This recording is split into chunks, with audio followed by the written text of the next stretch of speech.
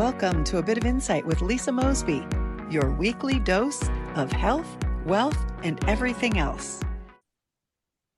What does it take to be a true trailblazer in business and in life? We're going to answer that question today. Hey, everybody, welcome to A Bit of Insight. I'm Lisa Mosbey, your host. Of course, I'm here every week. My guest today has climbed both corporate mountains and literal ones. From 15 years at Apple as a leader in global marketing to hiking the entire 2,200-mile Appalachian Trail, raising nearly $100,000 for Parkinson's research, Susan Otten. No, Otten. I always say it wrong, you guys. She has this analogy, and we're going to change it. It's Susan Otten. There we go. Susan Otten. She embodies what it means to lead with grit, vision, heart. Her journey is proof that leadership isn't just about the boardroom. It's about creating legacy and building community, walking the talk mile by mile. Susan's leadership path has taken her from CMO to COO and even CEO. In each of these roles, mentoring entrepreneurs and founders worldwide. At Apple, she launched social media in 25 languages and guided brands that were distributed into 140 countries. This lady is a powerhouse. Welcome, Susan. Thanks for being with me. I'm sorry, that wasn't at Apple. That was at an agriculture company called AGCO. Oh, beautiful. AGCO. And then Yeah, you were at Apple for 15 years was and you were that at at AGCO. AGCO? Yep, yeah. So that was where social media was launched in 140 countries, 25 languages. Yep, That is yeah, amazing. yeah. And so tell us about how, what does trailblazing mean to you? Like, how would you define that word? Well, I always kind of wondered about it, trailblazer, what does that mean? And then there's Yeah. even a vehicle called a trailblazer, and what does that mean? And I got the answer when I hiked the Appalachian Trail, because there's what they call blazes, white marks on the trees to guide you along the route. And some places it's a very well-worn trail, but some places it's not. So you're always looking for the blazes on the trees. And the idea is that if you're Mm. at a blaze, you could see the next blaze, but sometimes not. But mostly it was really well marked and volunteers take care of it along the trail. So to be a trailblazer, I used to think it was, oh, you're just out there, going to it, right? You're blazing the trail, get out of my way, you could catch on fire if you're not careful. But I think instead now I've learned it's looking ahead. It's Yeah. looking for guidance. It's looking for those marks that wiser people have put in place. And kind and gentle people make sure that those blazes are visible hundreds of years after they're originally painted on the trees. So it's really taken on a whole new definition for me. It's part of that leadership process, right? There was somebody there before, and you have Yes. mentoring in your background. Um, Mm. the lessons that you learned from Apple and it's agro, AGCO, app, ag, one more time, AGCO, like AGCO. agriculture Thank you. company. I got it. Yeah, Apple and AGCO lessons. How do you tie? Let's just tie those two together really quick. Where you're the things that you were doing, 140 countries, 25 languages. That's blazing a trail. I mean, the people haven't been there before. How You're did you right. leave those signposts along the way for the people that came after you? What did that Yeah. look like when you're with your business experience? How did you tie that together from what you later did in life Yeah. walking that trail? Right. Well, it's interesting because in all three instances, technology was involved. I mean, of course, you would expect that at Apple, right? Technology leader. Mhm. And um, and then at AGCO, I use things like Google Translate to help with the 25 languages. It was pretty new at the time, so not really spectacular, but kind of like AI, actually, that was getting better the more you used it. And because we didn't have really an easy, efficient way to translate really dynamic content, because you're posting blog posts and social media and all that's feed into the website, and you have to have translation automated. So technology played a big role there. And even on the Appalachian Trail, um, we we kept it technology light, literally as much as we could, because everything you need, you carry on your back for that 2,200 miles. So every ounce had to be justified and warranted. But one thing that we made sure we had was a battery pack so we could keep electronics charged. But I kept my phone in either off or in airplane mode, so it wasn't constantly searching for connection and Mhm. therefore deleting the battery. Our daughter, we'll talk about her, I think, in a little bit, but she needed to have her technology on because she was our trailblazer. She was going first. She was watching the trail. She was watching crowdsourced comments on an app to make sure that we were staying where it was safe. We were on a safe trail. We knew where water was, kind of the basics of life on the trail.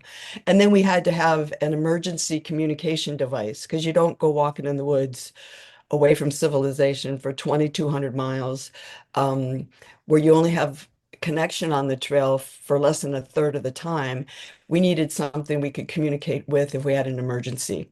And we never deployed it in the emergency mode, but it was satellite communications, not based on GPS. It had to stay charged, though, to send the messages.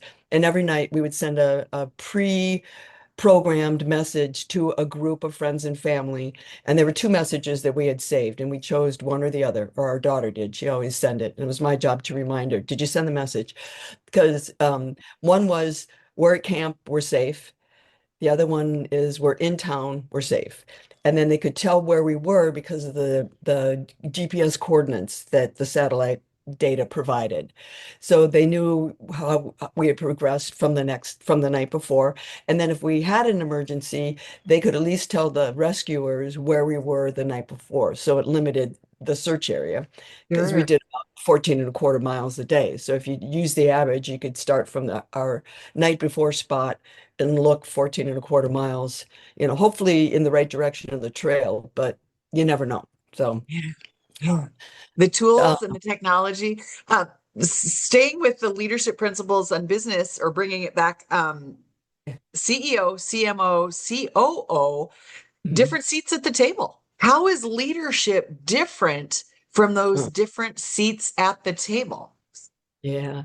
Well, I think the big part of it is the amount of responsibility. And it seems to me like the higher you go, like CMO is probably my first love because that's my background. That's, what my passion is and things like that.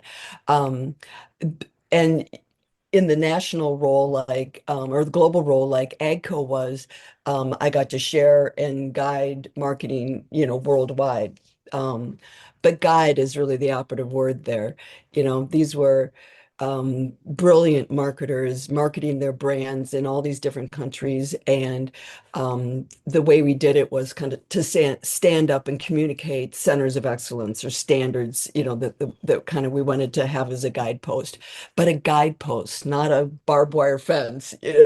So Yeah. they still had autonomy to be able to speak in their voice, their brands, promise and things like that, because we wanted it to be authentic and true to the country that it was distributed in.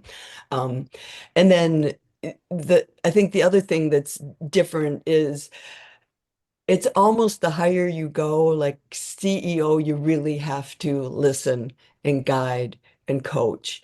You're up there and guess the buck stops with the CEO, but you I think the better, healthier community of supporting each other at work is to listen and take feedback. And in some things, I wasn't the right person to lead an initiative. I needed somebody who was, smarter and wiser than I, and then to relinquish control of that and to say, you take this project or this is your responsibility. I want you to check in with me. And if it has to do with money, I'm the one that approves the checks and stuff like that. But you're smarter, you're better at this. And to be able Yeah. to recognize that, I think is really important. Yeah. Putting people in the right roles, the right positions, Yeah, and leading them, letting them have agency, letting them have yeah, the control and letting go of control, trusting the people that you're surrounded with. And yeah, I wanted to go there because that's a big part of this experience on the trail Mm, You were the elder, but your daughter was the leader and absolutely. relinquishing control. I'm the mother. I want to mother her. Want to take care of her. But her experience, the roles kind of started to reverse. And then you talked a little bit about the tools that you have, who's making the decisions, who's taking the actions, how are we coming Mhm. together to communicate to make sure everybody's needs are met? It's so similar. It's so Yeah, similar. Here you are in the business world, yeah, strong, powerful yeah. leadership. And here you are on the trail, strong, powerful member of the team to make sure that we reach our destination. Right, right. So there are times in our life when we're leaders and Yeah. followers. Hmm. Uh, Tell me about that experience. Yeah. Was it difficult to relinquish control and trust in Yeah. her that you were going in the right Right. directions? Right. Well, it wasn't that way at the beginning. I mean, of course, Okay. strong woman, right? You're gonna take the lead. And but it didn't really go that well at the beginning. It was hard. The other part of it was and this speaks to getting to know your team, getting to understand them, what's important to them, what's their process, what's their thinking. I mean, she's my daughter, but we'd been apart for 9 years. 4 years of undergrad, 4 years of veterinarian school, and then 1 year as a veterinarian resident. And then she came home, interviewed for a job, accepted a job, and said, this was July when she got done with her residency. And then she said, great, thank you. I'm so excited. I'll see you in January. So we left July 14th and got back, or we finished the trail December 22nd, I think it was.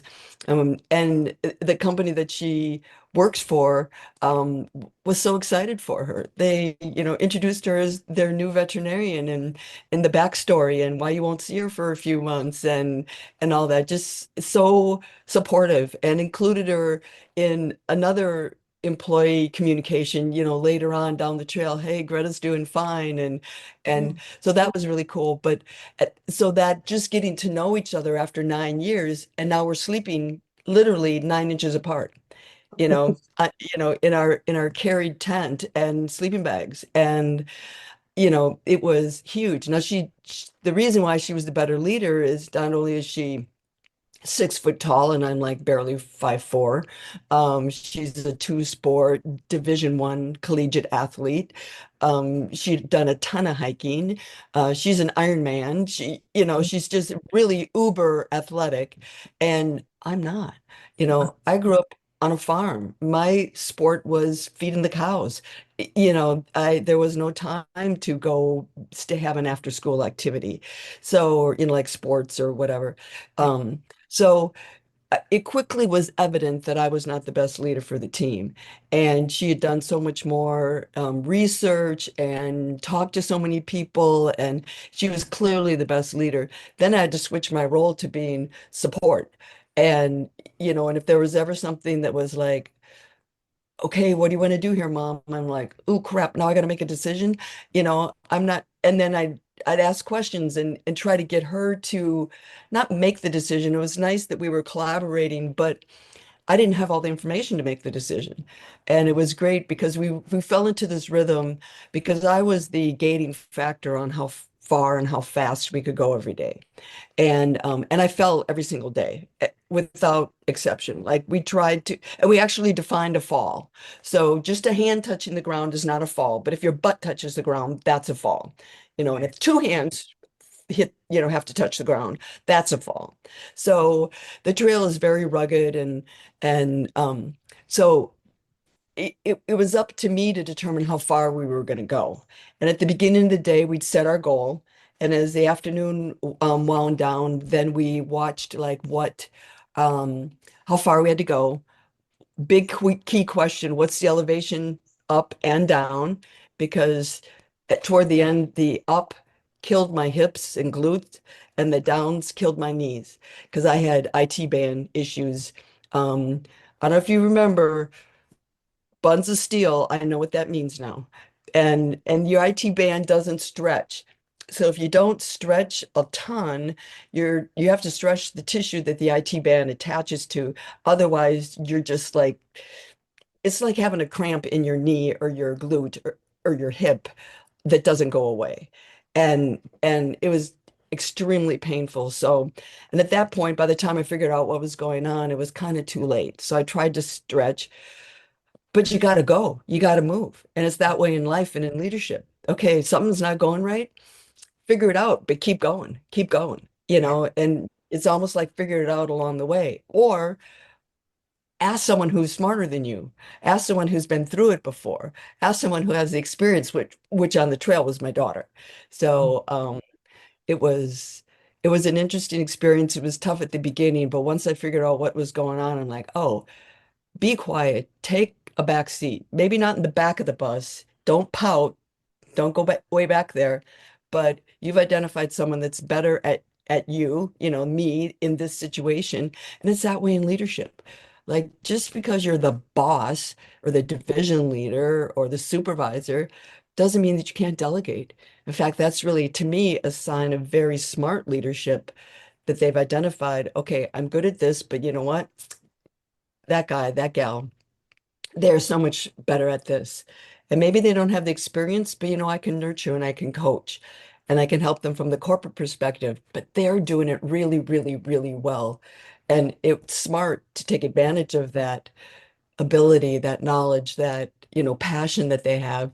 It improves engagement of employees. That's the number one problem facing companies today is employee engagement. I think it started with COVID and, we haven't fixed it yet. We're largely back in the office, but that doesn't mean we know how to engage employees. I think we got lazy during Mhm. COVID and it's a conscious effort to figure out how to integrate people into, that that team effort and collaboration because not everybody knows everything. One of my favorite sayings is it's not what you know, it's who you know. Yeah. And I follow it up with I know a lot of people.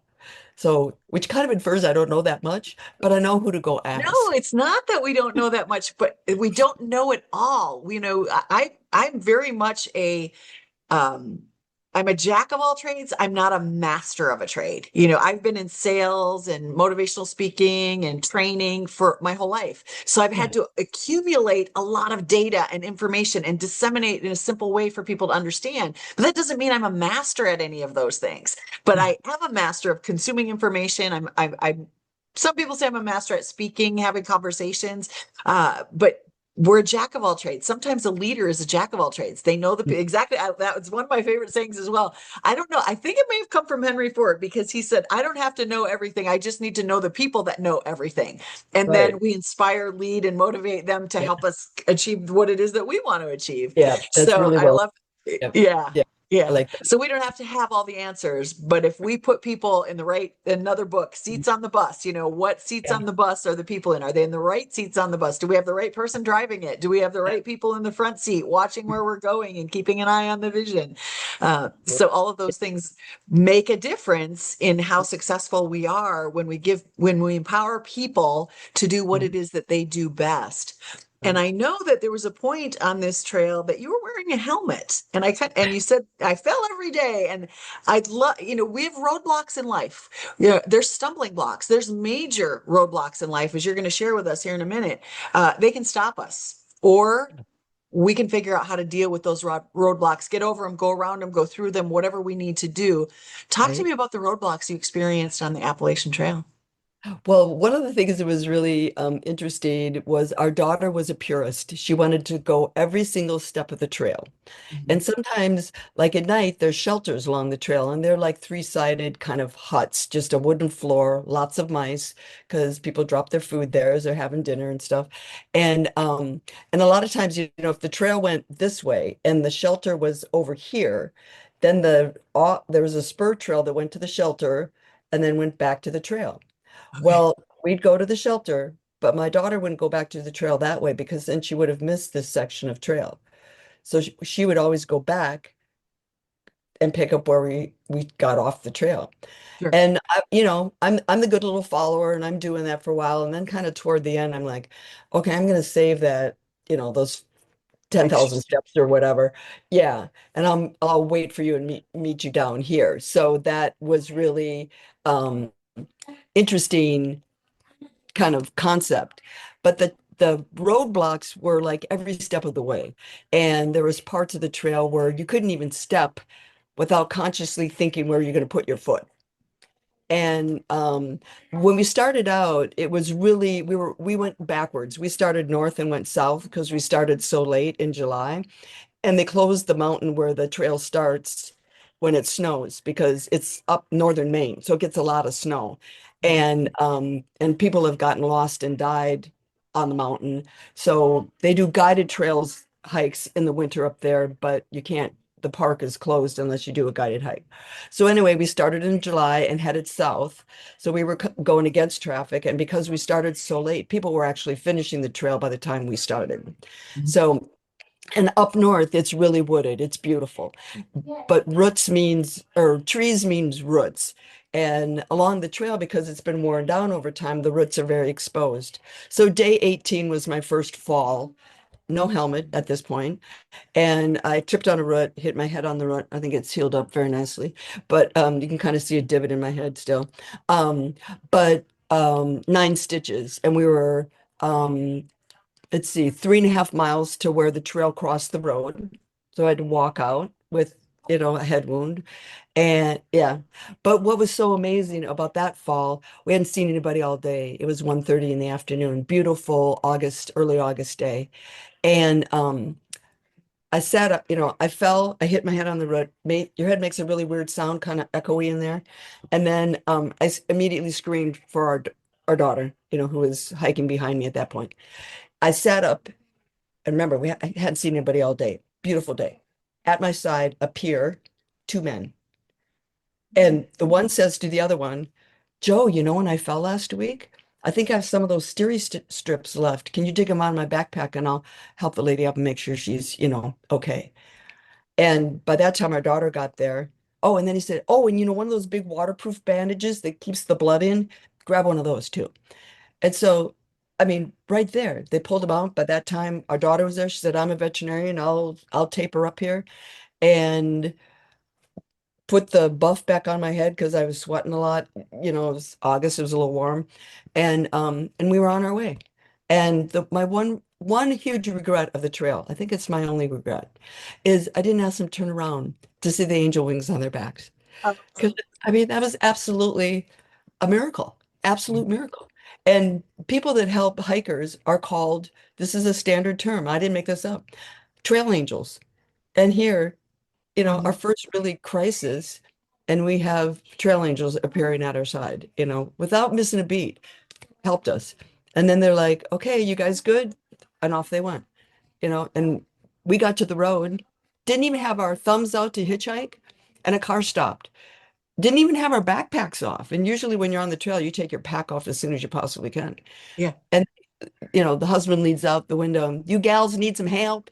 And they took us over an hour and 15 minutes to an ER. And they said, yeah, we go right by it, jump in. You guys hungry? We'll stop at a gas station and get you some snacks. I mean, just like, Wow. unbelievable. Wouldn't take a dime. When they stopped at the gas station, they, topped off and wouldn't let us pay for the gas. Just like unbelievably kind, which speaks to the community along the trail. And then the second time I fell was in, they call it Rocksylvania on the trail because it's so rocky. And this is where you can't walk without figuring out where you're going to put your feet because they're standy up pointy rocks too. And there's a joke along the trail that the Boy Scouts in the area go out at night and take their rock files and sharpen them and make sure they're really, and they got it, and they're wiggly too. So like I'm trying to walk and like figure out where I'm going to put my foot and okay, is it safe? Can I lift my other foot up? And I misjudged one time and I knew I was going down. So I did the tightest tuck and roll you can do with a 35-pound backpack on your back. And because I didn't want to like poke an eye out or break my nose or smash my teeth. And so I got the top of my head and 10 staples, which is weird because it's literally a staple gun, you know, and and that was only a mile and a half from the trail. But that head wound bled like crazy. So I'm walking on these rocks. I got a trekking pole in one hand to help balance, but it is gushing blood for the entire mile and a half. So I'm trying to put pressure on my head to stop the blood from running down my face. It was really, really challenging. But again, we got to the trail. There was someone there to give us a ride. You know, just the community that reached out to help was unbelievable. So I don't exciting. even know how to respond to that. It's, yeah, Yeah. amazing that one, those people were there, Yeah. and two, that you didn't go into shock or panic Yeah. seeing that much blood running Yeah. down your face. Yeah. Yeah. Yeah. Why, and how did your daughter, you know, she's a veterinarian, so she's probably Yeah. used to blood and, you know, she's gone through all of the training for that, but it's still your mom and she's still Yeah. bleeding from Yeah. the Yeah. head. Yeah. How was she calm? How did she Yeah. handle you experiencing that? Yeah. Yeah, she was. It was I mean, both cuts weren't like just surface rooms. They were, you know, deep enough that they were Significant. and, yeah, when I give presentations on the trail, I've taken out the pictures of my head wounds because they're pretty gross. I mean, this one especially was very gaping and, you know, very wide, and she smushed them together and put steri strips on, so that helped reduce the bleeding too. She was very calm. She took control. She was a perfect leader, you know, calming me, thanking the people that helped us, you know, giving instructions on what she needed. Um, you know, when we got to the ERs, you know, no concussion either time. The second one, the she asked the ER doc, so like how long should she wait before she gets back on trail? Because this one was pretty And I- 10 a medical, staples. yeah, yeah. And I've learned a medical term, remarkable. They call like like yeah. Yeah, he's like, yeah, it's pretty remarkable. So he's like pondering and thinking, and I mean he was totally playing it up. He says, well, you know, I'd wait an hour. You know, it's like, but by the time it was afternoon when I fell. By the time we got to the ER, it was, you know, we weren't going to go back out on trail. We had to find a place That to day. stay. Yeah. And it was a Monday, and this was post-COVID. And so a lot of the little towns along the trail were really having labor issues. So restaurants were all closed on Mondays. It was just a standard thing. And sometimes Tuesdays. And this was a Monday. But again, another miracle. Um, Someone said, "Oh, at the hotel." They're like, "Oh, have you eaten? You know, I know the restaurants aren't very open, but my friend works at the Chinese restaurant and they're always open. They're just like a half a mile up the road. I'll call them and because they're going to close soon. And a lot of times they'll save the leftovers for me. So I'll see if they can save the leftovers and you guys can go up there and pick it up. You know, just Mm. amazing, amazing kindness. And, you know, she didn't have to, the ER doc offered to give us a ride. And we're like, well, we don't know where we're going, but that was sweet. You know, he was coming off shift. And I mean, really, an ER doc who's probably been on a 12-hour shift is offering to give us a ride without even knowing where we need to go. That was Yeah. just huge. Yeah. And then we got a ride to I think it's the world's largest Dick's Sporting Goods where we got a helmet. So yeah. And my husband wanted me to get a hockey helmet. Our son's a big hockey player, and with a full metal cage, you know, so to have a lot of protection. Those are so heavy. I mean, I seriously wanted to, you know, comply with my husband's wishes that we go to Dick's, I try it on, even though it's August. You know, they had hockey helmets and are so heavy. I have new respect for hockey players. I'm like, oh my gosh, you have to do a workout just to hold your head up. And but I found a lighter weight, hard plastic like BMX helmet. So if you're, you know, doing that crazy BMX bike riding. But I got a really lovely gash on the side of it. It would have, I'm pretty sure it would have been a third ER visit. So I kind of like it's kind of one of the sweet memories of the trail, bittersweet memories. Someone said I should auction it off and put the money toward Parkinson's research. So I don't know. When I get over not having the helmet, but you know, you never know when I'm going to go hike again. So it'll come in handy. So Yeah. Yeah. And you mentioned Parkinson. So that was the yeah. inspiration behind all of this. When you set out, did you know it was going to take you 5.5 months to do the whole Yeah. length of this? Yeah, we knew, actually we did it pretty fast. I think we really wanted to be home by Christmas. So that would have been 5.5 months, a little bit more. We did a little bit less than that. The Okay. last week, the third hurricane was hitting the East Coast. So, and we were used to it because we'd endured two hurricanes already. And by the time it hits, inland, it's just a bad windstorm, lots of rain, and temperatures drop. So it's not like you're in the middle of, hurricane, but you get the aftermath. But we used to live in Georgia, and because the trail finishes in Georgia, we had a lot of friends that were coming out to cheer us in, and it was so sweet. And we didn't want, Greta put out a social media post that, come in Christmas garb, extra brownie points if you bring your dog. And this is, we estimated when we were going to finish, and as we got closer, we kept updating. Sure. And but we didn't want them standing out in the cold and the wind and the rain. Yeah. So we hustled up that last week and cut off. I mean, it wasn't quite a full marathon a day, but we picked up our pace a lot. At the beginning I think our first day we did 6 miles, and at the end we did do a over 33-mile day one day. Um, but that was the day we saw wild ponies. And so it's like, I mean, you have this big obstacle in front of you, and not everybody would see. I mean, ponies were known to be in this state park, um, but you didn't always be blessed to see them. Sure. And God knew we needed a little pick me up. So we saw, let's see, it was a group of three and then a group of five. And we name all the animals, wild animals we saw along the trail. And the last five were adorable. And we called them John, Jacob, Jingle, Heimer, and Schmidt. They were so cute. And Awesome. yeah, and the group of three was a mom and dad and the baby. And I mean, just so sweet. And for wild ponies, they're not really scared of you. It's said in the summer when they will lick your skin to get salt if you're sweaty. They, will come that close. They didn't do that to us, but I was okay with that.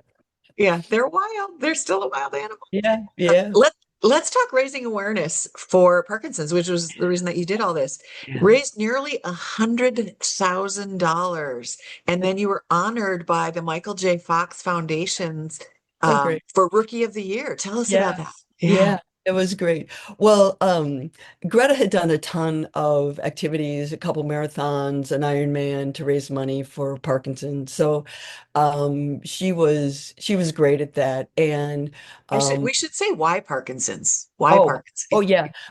Yeah, my husband was diagnosed when he was 51 and did great for probably the first 10, 12 years or so. But it's an accumulative disease, the obvious symptoms are the mobility issues. But it's a cognitive disorder. So, the brain, the ability to remember, or it's really sad. And so we were aware that we were leaving him alone, but we had a good support network to help him while we were gone. Our son and his beautiful wife have lived close by, and they had him over for dinner and checked in on him. And we have what we call our dog's grandma, who's here today, and she hangs out and cook for him and stuff like that too. So that was good, and we would check in. And his responsibility was to do a dumb dad joke of the day at the end of every video. So 96 videos, he had to come up with, the jokes. And toward the end, our daughter was helping to try to find these jokes. But we wanted to not only raise research funds, but awareness, because it's kind of an unknown disease or not very well known. But more people seem to be being diagnosed with it too. So that's a bit of a challenge. And Michael J. Fox Foundation has just done an amazing job. They have a fundraisers gala, which I think anybody that's raised more than, I can't remember what the limit is, $30,000 or something like that, is invited out to New York, where they're recognized and applauded. And then they use that as kind of a conference to update people on where they're at on research and finding a cure and stuff like that. And so it was huge to have their support. And we got really great coverage, because it's kind of a weird story to have an old lady hiking with a super athlete. And I'm not a math person, like I don't have that part of my brain, but our son is. And so I had him validate the numbers because there's all these statistics on the trail, like how many people do it every year, or how many people attempt, and how many complete, and how many are women, and what age they are. And when you take all that data together, we estimate I'm one of less than 10 women my age that completed the trail. But then I get immediately humbled because a woman who's 80 years old just completed the trail. It is just like crazy that, it's like, could I do that, in a little more than 10 years? Could I do the trail? I don't know. I have a hard time mowing the lawn. So, um, but anyway, we really wanted to raise the awareness. And because we had a kind of an interesting story, again, it was Greta's idea, and she was our creative director and videographer, editor, light editor, as much as she could do on the trail. And then we had a wonderful, beautiful pro bono publisher that published the videos for us for free. 96 videos, smushed all the clips together, added the soundtrack. Shout out to John Wolf from the Rally Company out of Pewaukee, Wisconsin. Just so blessed by him. There's no way we could have done that. And that was our number one awareness channel and communication channel. People would post comments, and we'd encourage people to make donations in our video, and they'd say, "Hey, I donated. I'm so excited for you." And so it was really, really, really cool to have that opportunity. And we got a lot of comments from people that it was good, clean video. It was stuff that people enjoyed watching. They'd sit and watch with their kids. And we'd always do at least 2 days in one video, because we were 154 days on trail, but only 96 videos. So we tried to. And we Mhm. did some special videos like a gear video. And um, the Hikers Thanksgiving is a big celebration for people that are out on trail. So that was kind of a special thing. And our finish and our just fun stuff like that. But it was a way for people to not only see what we were doing, hear our corny jokes, and we made up songs along the trail, especially when we entered a new state. You go through 14 states, I think it is, 14, 13, I can't remember now. And so we come up with raps, and we do cool stuff, and tell Ron would tell funny jokes. And so it was fun, and they felt like they could, show their kids it. They could learn a little bit about, diseases and how this is hard. And, so it was good conversation starters for families too. And I mean, total strangers reached out to us again and again and again, and go, keep going, don't stop. And I was talking to our daughter about this recently and kind of bring it back to the business world. It was interesting. We thought of it as our job. And it's like in the morning you wake up and you don't go, well, sometimes maybe you do, but it's like, oh, gee, do I really like this job? Do I really want to go into work? Do I really want to do it? Well, we're out in the middle of nowhere, and you get up, usually we were both awake before the alarm went off, usually quite early. We would time ourselves. How fast can we pack up and get going? We wouldn't eat right away. We wanted to like hit the trail and kind of break up the hiking. So we'd usually hike about an hour, hour and a half before we would stop and eat, and then you got a little rest. So I mean, we really had a process, but it was our job. We woke up, we packed up, we got going, we started the day. And there wasn't a single time, and Greta said she didn't have this thought either that, oh crap, we got to do it again. Oh, I don't really want to do this. Can I just catch a ride home? Where's the closest road crossing? I'm done.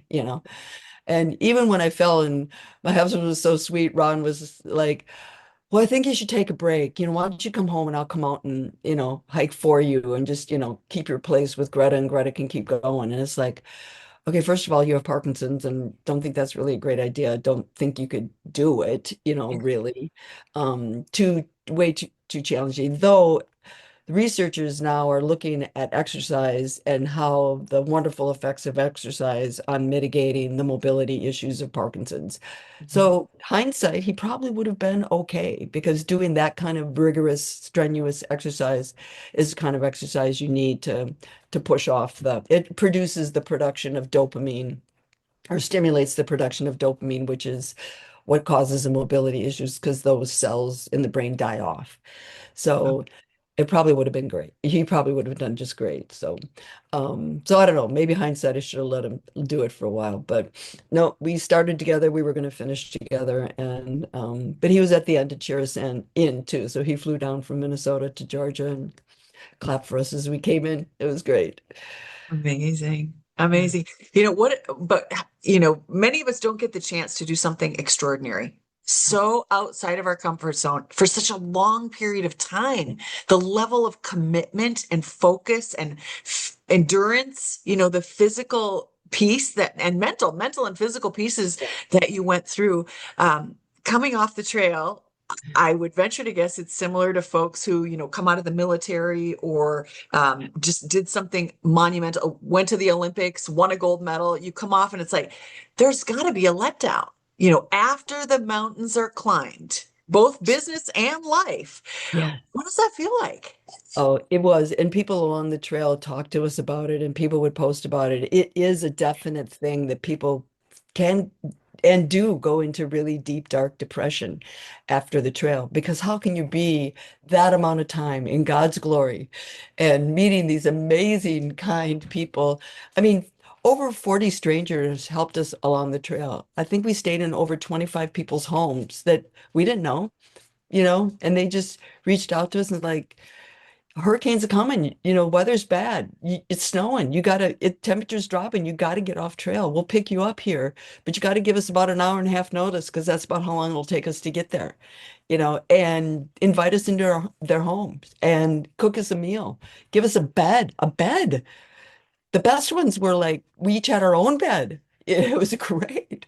In our own rooms, that was even better. A hot shower. They did our laundry for us. They packed up snacks for us. They gave us Mountain Dews. It was like all that caffeine and sugar was much appreciated on the trail. And it didn't matter what you eat, you kept losing weight. So burn about 5,000 calories a day. So, um, but then you got to adjust to that. You're back. Now it's like, oh, I have a bed. I have a refrigerator. I don't have to get up and roll. Community is different.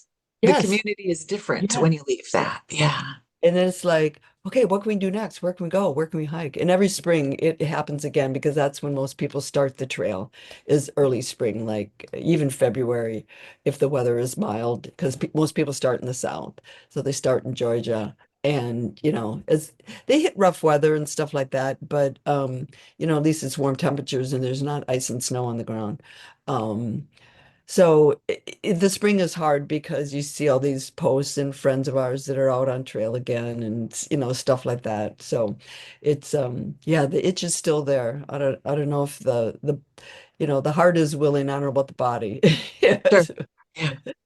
So Yeah. what is next for you? Where are you headed now? What are Oh. you looking to do in the future? Well, it's kind of a time of transition. We have closed down our logistics business. I'm not ready to retire yet. I love speaking and sharing about the trail, using the lessons from the trail, which I break down into you got to have the right tools. Oh, but tools aren't any good if you don't know how to use them. You need the right training. And then most importantly, you got to have the right team. So who's on your team? Who helps you as a leader? Solve those problems, figure out the tools, figure out how to train your people. Who's your guiding light? And I love speaking on the trail to speak about the miracles of God. I mean, certifiable, write them up, send them to the Pope miracles that no way should a 66 plus year old woman be able to hike 2,200 miles enduring two ER worthy head injuries. And that's not counting all the other, I mean, I don't know if you can see it. Oh yeah, you can see it pretty good. I mean, the amount of scars and injuries I had just from, tree bites and falls on rocks and, it was brutal. And it just, I survived. I thrived. You know, God was so good. I mean, but part of it is you're in this beauty and you can hear God's still small voice. He's so polite. He doesn't scream at you. He Huh. just, hey, have you thought about this? You have so much time to think, to ponder, to talk to God. It's just like, wow, what am I going to do when I get home? What's going to be different? Am I going to change things? How am I going to do that? I'll be CEO again of our business. How do I do that? How do I do that? They've been getting along fine without me, right? You Yeah. know, so there's just so many amazing lessons to learn from the trails. I love speaking about it, doing workshops on it, coaching leaders, that whole employee engagement thing.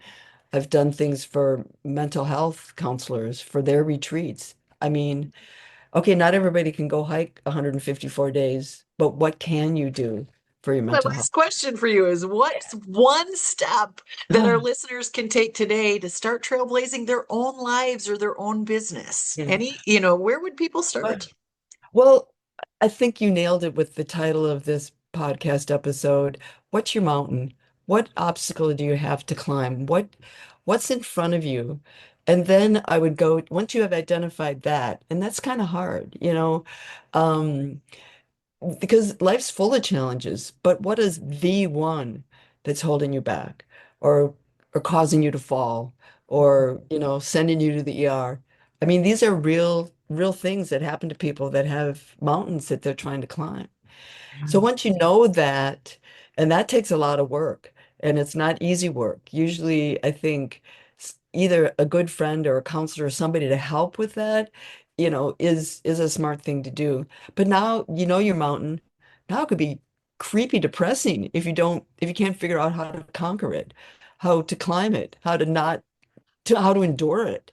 So that's the thing that then I turn to the trail and it's like, wow, I learned so much. Tools, training, and team apply to everything in life. Everything. I mean, do you really want to go it alone? Do you want to? You couldn't walk the trail with nothing on your back. Even people that are running the trail still are carrying a couple of basics, you know. So, I mean, or have friends that are dropping food and supplies for them. I mean, you got to have something. I Mhm. mean, we learned what was really important. Toward the end, our packs were about 20 pounds. We didn't need to change into jammies at night. We didn't need that extra two pairs of socks. Yeah. One pair was doing it. It might have gotten wet at night, but for some reason, take your socks off, put them in the bottom of your backpack, and they're dry in the morning. I don't know why. I have no idea. I don't know how that physics works, but it works. I've So as learned that long with sleeping bags camping. Yeah. If you have wet stuff, put it on and crawl in your sleeping bag. By morning, you'll yeah, be dry. it's Yeah. crazy. Yeah, I don't get that. But I mean, it's great. It's really great to, have learned those lessons and now to be able to apply them. And I look Yeah. forward to, when our grandson is old enough to, already I'm teaching him nature. When I'm over there babysitting, man, we are walking outside. He's in the stroller, but, we're we're looking at the birds and we're looking at the trees and, even the weeds are beautiful. I mean, there's With mine, yeah, great nieces and nephews too. I got in trouble from some of the moms. Don't teach the kids what things are good for medicine because they're telling kids at the playground. You're going to oh, get them in trouble. yeah.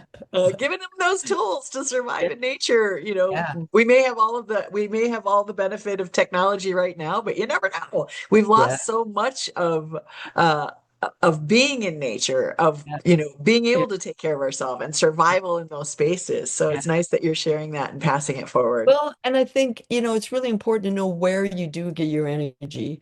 Is it exploring nature? Not everybody, is into that. Maybe it's learning, maybe it's crossword puzzles, maybe it's going to museums, maybe it's having coffee with a friend. Identify what your mountain is, but how are you going to conquer it? What path are you going to take? Look for those blazes, people that have gone before you, that have marked the trail. You're probably not the first person on the planet, may feel like it, but Yeah. to have these issues, there's there's older, wiser, maybe not even older. I mean, my daughter, let's see, she turned 27 on the trail, and she was by far the wiser person, the better leader, by far. So just really important to be able to identify that. And then, you know, I'm a big process person, put a plan in place. Once you've figured it out, now what are you going to do about it? Okay, just because you've identified doesn't mean that it's going to go away on its own. Yeah. You know, the I devil think has we'll a leave it. I think we'll leave it there. We'll wrap it up right here.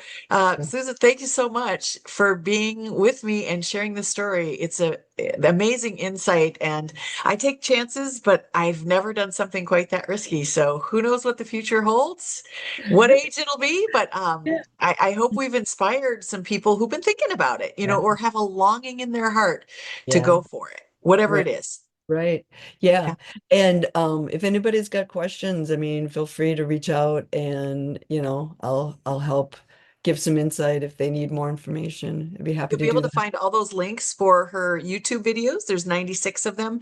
Her connections on LinkedIn and being able to get in touch with her will all be in the show notes. So feel free to reach out. Susan Otten, she reminds us that trailblazing isn't just about reaching the summit. It's about who we become along the way.